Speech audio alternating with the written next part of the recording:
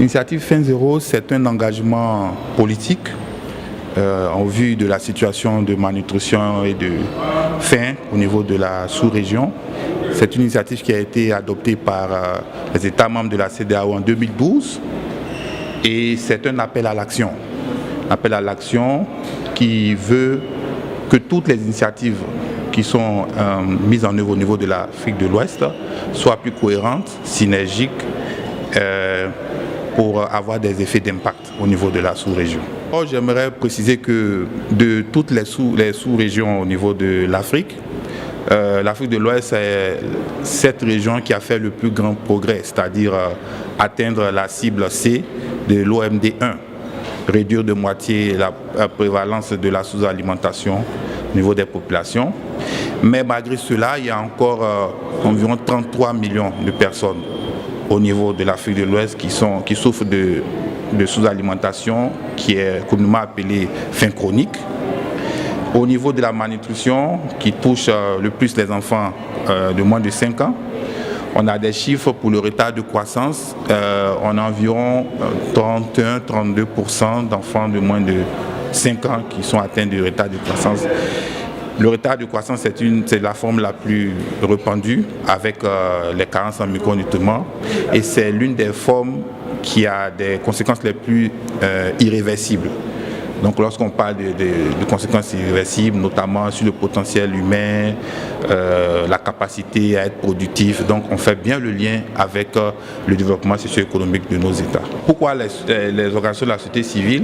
Parce qu'il s'agit d'un sujet qui concerne tout le monde et tous les acteurs. Et nous pensons que les organisations de la société civile, de par leur position, ce sont des représentants du peuple.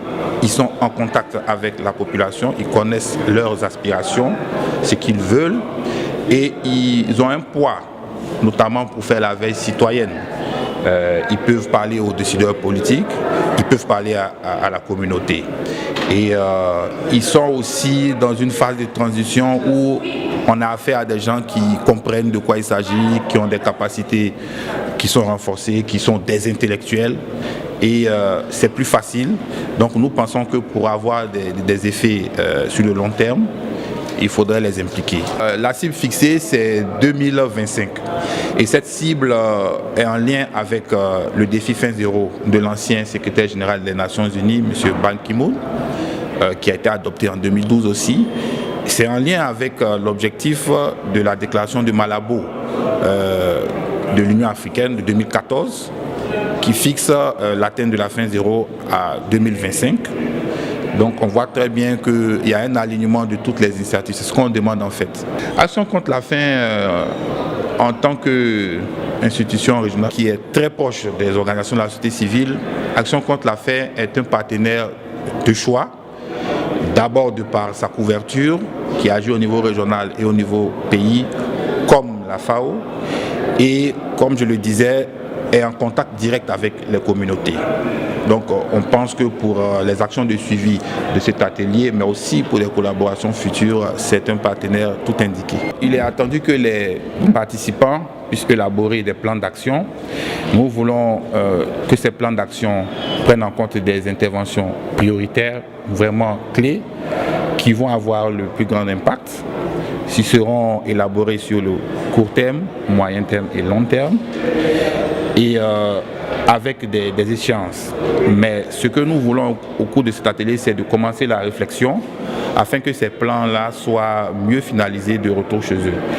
Et on va voir avec eux comment les accompagner dans ce processus. Vous savez, quand on parle du droit à l'alimentation, il faut savoir que c'est un concept qui n'est pas beaucoup vulgarisé au niveau de la sous-région, au niveau des décideurs, au niveau des acteurs publics, au niveau des acteurs non étatiques. Donc, une action prioritaire, par exemple, pourrait être de renforcer cette communication. Parce qu'il faut d'abord communiquer. La première étape. Après la communication, il faut faire du plaidoyer. Bien sûr, les deux sont liés en communiquant, en faisant le plaidoyer, on communique.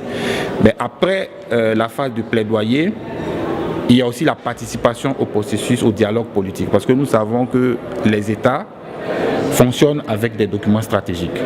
Et ces documents doivent prendre en compte les problématiques de la population, Et ce sont des documents techniques. Il faut aussi que les organisations de la société civile soient outillées pour pouvoir accompagner l'élaboration de ces documents. Donc c'est comme ça qu'on structure un peu. Mais nous voulons que les actions viennent des organisations de la société civile qui sont mieux placées que nous pour identifier leurs besoins.